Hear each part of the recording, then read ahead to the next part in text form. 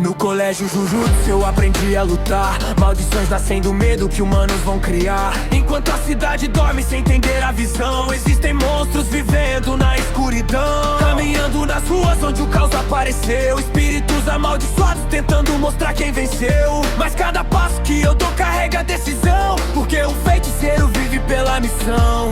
Eu e Gojo no topo da geração, dois monstros dominando energia e maldição. Quando entramos na luta o chão começa a tremer, porque poucos nesse mundo conseguem sobreviver. Espíritos tentam fugir quando eu começo a lutar. Minha técnica permite todos dominar. Cada maldição que tento absorver vira parte do poder que eu posso usar pra vencer. Enquanto a humanidade vive sem perceber, nós carregamos a guerra que eles não conseguem ver. O peso da missão gravado na mão, ser feiticeiro é viver na destruição. Maldições caem quando eu entro em ação. Espíritos viram armas na minha mão. Quando a energia começa a se formar, nem o próprio caos consegue me parar. Maldições caem quando eu entro em ação. Espíritos viram armas na minha mão. Quando a energia começa a se formar, nem o próprio caos consegue me parar. Cidades inteiras dominadas pelo medo, humanos vivendo sem conhecer o segredo. Eles criam monstros com a própria emoção, e nós pagamos o preço dessa maldição. Quanto mais luto, mais começo a perceber que esse mundo tem mais sombras do que dá pra ver. Humanos criam o caos que precisamos conter, e ainda fingem não entender. Quantas vezes salvamos vidas no chão, quantas vezes lutamos na escuridão. Mesmo assim ninguém vai perceber o que um feiticeiro precisa sofrer. Mas ainda continuo lutando sem parar, porque alguém precisa esse mundo salvar. Mesmo quando o destino tenta quebrar